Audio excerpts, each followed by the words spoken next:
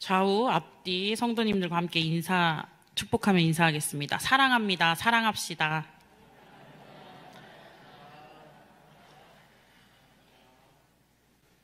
다시 한번 인사 나누실 때 밝게 웃으시면서 성도님은 꽃보다 아름답습니다. 인사하겠습니다. 성도님은 꽃보다 아름답습니다.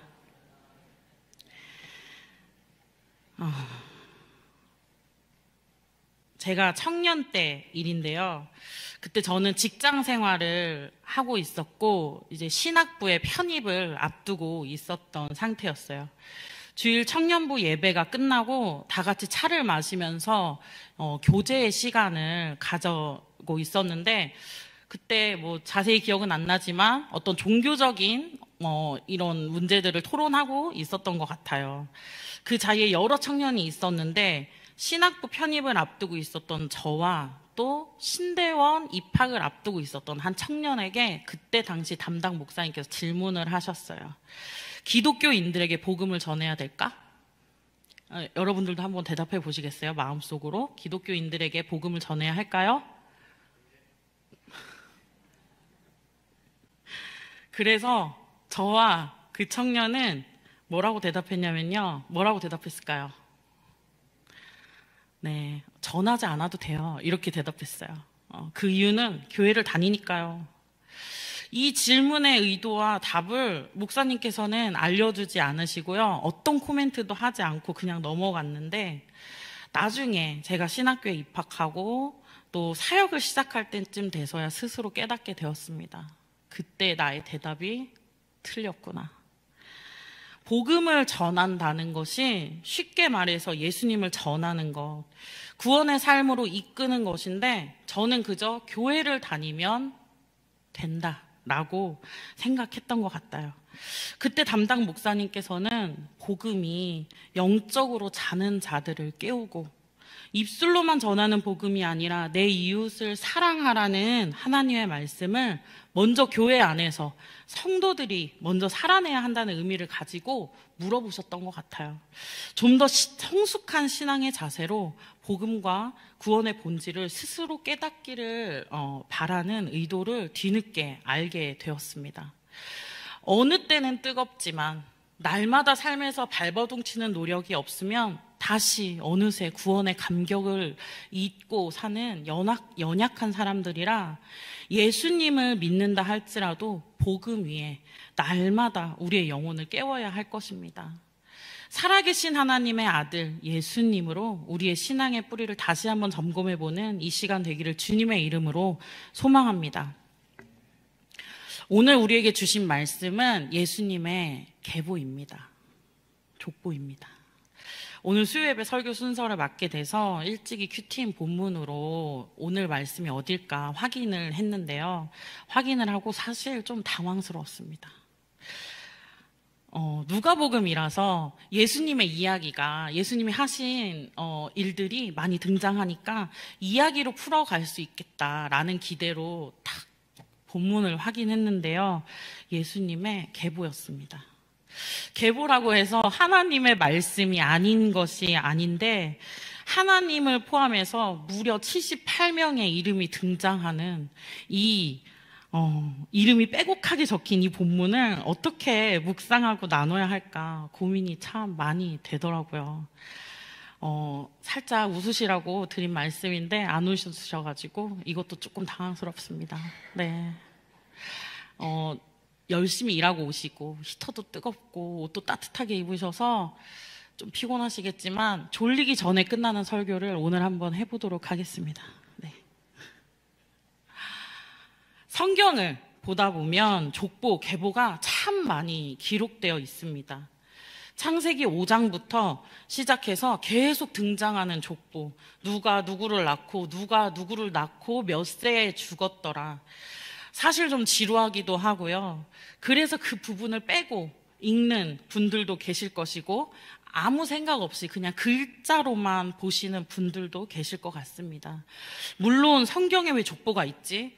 족보가 과연 하나님의 말씀이 맞는가? 라는 의문을 가지고 보시는 분들은 없겠지만 성경의 족보, 이 계보는 단순히 탄생이나 사람의 이름을 기록하기 위해서 쓰여진 것이 아니라 그 끝이 누구를 향하는지, 성경의 인물들이 누구의 조상으로 점점 좁혀가고 있는지, 그것에 의미가 있는 것입니다.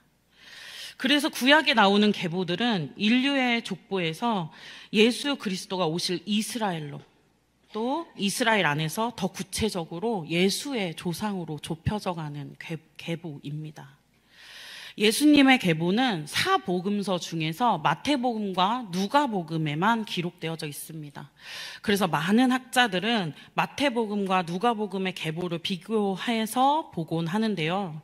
마태복음은 1장 1절부터 아브라함과 다윗의 자손 예수 그리스도의 계보라 라고 시작하면서 기록하면서 예수님의 이야기를 하기 전에 족보를 먼저 보여주고 있습니다. 그런데 이에 반해 누가복음, 오늘 본문 누가복음의 예수님의 계보는 누가복음 초반에 등장하기는 하지만 약간 뜬금없는 포인트에 등장하는 듯한 느낌이 없지 않아 있는 것 같습니다. 우리가 성경을 읽을 때 어떤 구절이나 이야기의 그 의미나 의도가 이해가 가지 않을 때가 종종 있습니다. 그럴 때는 어떻게 하시나요? 그냥 지나가시나요? 저는 그럴 때는 보통 그 성경 구절, 이해가 가지 않는 구절의 앞뒤 구절을 보고 혹은 이해가 가지 않는 이야기의 앞뒤 이야기를 다 봐요. 그래서 족보 앞뒤의 이야기를 짧게 살펴보면요. 예수 그리스도의 족보 앞에는 예수님의 세례 장면이 등장합니다. 이 세례 장면도 마태복음에 기록되어져 있는데요. 구약 성경의 마지막 책 말라기서와 신약 성경의 처음 책 마태복음은 우리의 성경책으로는 정말 얇은 종이 한 장의 차이지만 사실 그 사이에는 실제적으로 400년이라는 시간이 존재합니다. 이 400년이라는 시간은 하나님의 말씀이 없었던, 하나님께서 말씀하지 않으셨던 암흑의 시간이었습니다. 그 시간 이후에 다시 하나님의 말씀이 직접적으로 들리기 시작한 이 사건이 바로 예수님의 세례라는 것입니다. 하늘이 열리고 하늘로부터 너는 내 사랑하는 아들이라 내가 너를 기뻐하노라 라고 말씀하셨습니다. 그리고 오늘 우리가 읽은 본문 예수님의 계보에 이어서 4장 처음에는 광야에서 예수님께서 광야에서 마귀에게 시험을 받으신 이야기가 등장합니다. 그리고 오늘 본문을 보면 누가는 예수님의 계보를 소개하기에 앞서 23절에 예수님께서 가르침을 시작하실 때에 30세쯤 되시니라 라고 기록하고 있습니다. 예수님께서 굳이 30세가 되셨다는 것을 이야기하고 있는 것은 구약의 제사장들이 보통 공적인 직무를 시작하는 나이가 민수기 4장 3절에 규정되어 있습니다. 또 창세기 41장 46절을 보면 요셉은 30세에 애굽의 총리가 되었고 사무엘하 5장 4절에는 다윗 역시 30세에 왕위로 나갔다고 기록되어져 있습니다. 예수님은 30년의 시간을 준비하셨고 부르심의 때를 기다리고 계셨습니다. 23절은 누가가 그저 예수님의 나이가 이쯤 됐다라는 것을 알려주기 위한 의도가 아니라 애굽과 히브리 민족을 구원했던 요셉, 유대 백성을 통치한 다윗처럼 구원자이신 예수님, 왕이신 예수님의 정체성을 알려주기 위한 것이었습니다. 그리고 23절 후반부터 38절까지는 예수님의 계보가 기록되어져 있는데요. 사실 마태복음에 나와 있는 예수님의 계보와는 여러 가지 차이가 있습니다. 가장 큰 차이는 구조적인 차이, 그리고 기록된 이름이 조금씩 다르다는 것입니다. 마태가 기록한 것은 누가 누구를 낳고 누가 누구를 낳고의 일반적인 계보의 구조를 따르고 있습니다. 그리고 아버지 요셉을 중심으로 마태복음을 읽는 유대인들에게 이스라엘의 민족의 구원인 아브라함부터 예수님까지 연결시켰습니다. 예수님을 아브라함과 다윗의 자손으로 소개하면서 유대인들의 왕이며 이스라엘의 민족의 소망, 약속의 성취자로 소개하기 위한 의도를 가지고 편집한 것입니다. 예수님을 유대인의 왕으로 믿게 하기 위해서는 아브라함과 같은 계보에 있다는 사실이 유대인들에게는 매우 중요한 내용이었을 것입니다. 이에 반해 누가가 기록한 계보는 밑에서 위로 올라가서 아브라함, 아담, 그리고 하나님까지 닿는 구조를 사용하였습니다. 23절 후반에 보면 요셉의 위를 이라고 기록되어져 있는데, 그러니까 요셉의 아버지를 헬리라고 말하였습니다. 사실 이 헬리는 예수님의 어머니 마리아의 아버지로 마리아를 중심으로 예수님의 계보를 기록하여 하나님께서 약속하셨던 여자의 후손으로 오신 메시아임을 증거하였습니다. 아브라함을 지나 아담, 그리고 그 위는 하나님이라고 정확하게 기록하고 있습니다. 아마도 누가는 예수님이 헬라 문화에, 헬라 신화에 등장한 어떤 신들이라고 사람들이 여겼을까봐 그것이 아니라 하나님께서는 약속하신 실제적인 인간이자 신임을 알리고 싶었던 것입니다. 저자 누가가 우리에게 말하고 싶었던 것은 바로 예수님은 하나님의 아들이다라는 것입니다. 세례를 통해 하나님께서 예수님이 하나님의 아들이심을 말씀하셨다는 것을 알려주고, 이어서 계보를 통해서 하나님의 아들이심이 사실로 근거하고 있다는 것을 다시 한번 알려주고 있습니다. 그리고 예수님이 하나님의 아들이 아니라면 받지 않았어도 될 마귀의 시험당하신 일을 기억하고 있습니다. 마귀도 이렇게 말해요. 네가 만일 하나님의 아들이거든. 예수님은 살아계신 하나님의 아들입니다. 믿으십니까? 예수님은 살아계신 하나님의 아들이십니다. 예수님의 계보의 끝은 하나님의 아들인데요, 예수님의 계보의 시작은 사람의 아들이었습니다. 하나님의 아들이 죄인의 아들로 오셨습니다. 죄 없는 예수님께서 하나님의 아들이지만 죄인의 모양으로 가장 낮은 곳에 오셨음을 기억하시기 바랍니다. 인간이라고 하는 단어가 헬라어로 보면 안드로포스라고 하는데 위로와 본다의 합성어라고 합니다. 인간이라는 존재는 위를 보는 존재라는 것입니다. 인간의 창조는 결국 하나님께서 위로부터 아래로 피조물을 창조하셨고, 인간인 우리는 아래를 보는 존재가 아니라 위에 계신 하나님을 바라보아야 하는 존재라는 것입니다. 위로는 하나님을 바라보고 살고, 아래로는 예수님처럼 사람을 살피고 사랑하는 복된 존재가 되어야 한다는 것입니다. 이것이 바로 믿음의 사람의 모습인 줄 믿습니다. 34절 함께 읽겠습니다. 그 위는 야곱이요, 그 위는 이삭이요, 그 위는 아브라함이요, 그 위는 데라요, 그 위는 나홀이요. 아멘. 마태복음에서는 유대인에게 가장 위대한 사람 아브라함의 후손으로 예수님이 오신 것을 강조하고 있습니다. 그러나 누가는 아브라함이 데라의 아들임을 함께 기록했습니다. 여호수아 24장 2절에 데라는 강 저편에 머물면서 다른 신을 섬겼더니 라고 말씀합니다. 갈대아 우르에서 우상을 만들어 파는 장사꾼이었다고 합니다. 그러니까 결론적으로는 아브라함도 데라도 처음부터 하나님을 섬겼던 사람들은 아니었습니다. 하나님께서 주권적으로 아브라함에게 나타나셔서 그를 이스라엘과 믿음의 조상으로 선택하셨다는 것입니다. 즉 아브라함이 하나님을 먼저 찾은 것이 아니라 하나님이 아브라함을 먼저 택하고 부르셨다는 것입니다. 하나님의 주권적인 은혜가 아니었다면 아브라함이 이스라엘의 위대한 믿음의 조상이 될 수 있었겠습니까? 하나님의 구속사는 하나님의 전적인 주권에 의해서 이루어졌을 뿐 아브라함은 그저 믿음과 순종으로 하나님의 말씀에 응답한 것뿐입니다. 우리가 성도로 부름받은 것은 하나님의 주권적인 은혜로 되어졌음을 믿으시기 바랍니다. 36절부터 우리가 잘 아는 창세기의 믿음의 선진들이 기록되어 있고 38절 함께 읽겠습니다. 그 위는 에노스요, 그 위는 셋이요, 그 위는 아담이요, 그 위는 하나님이시니라. 아멘.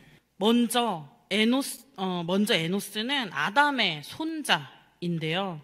그 아버지가 셋입니다. 셋이라는 사람입니다.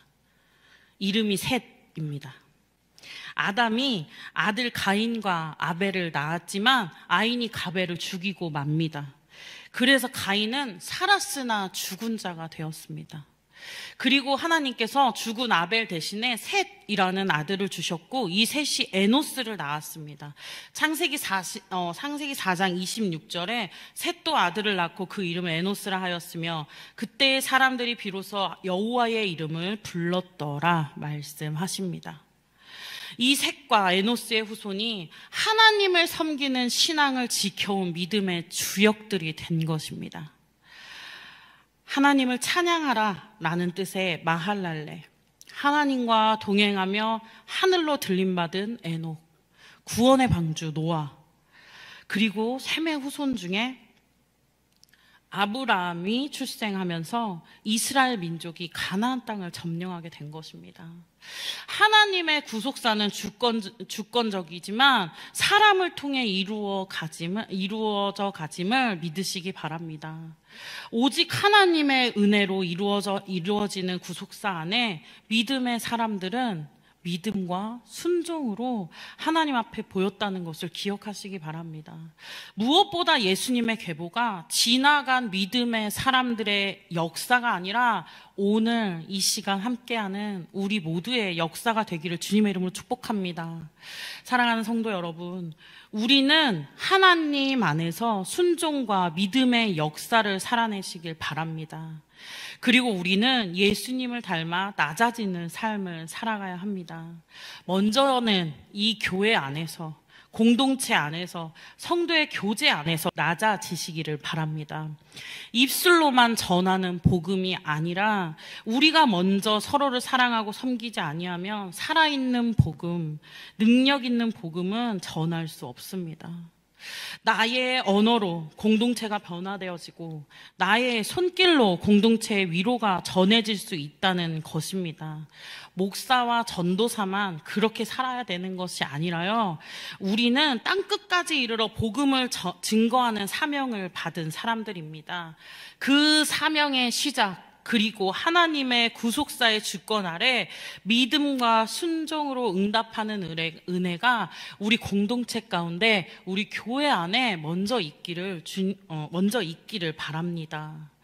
하나님의 아들이신 예수님이 친히 사람의 모습으로, 가장 낮은 모습으로 이 땅에 오셔서 우리를 십자가의 피로 구원하셨는데 여러분은 누구신가요?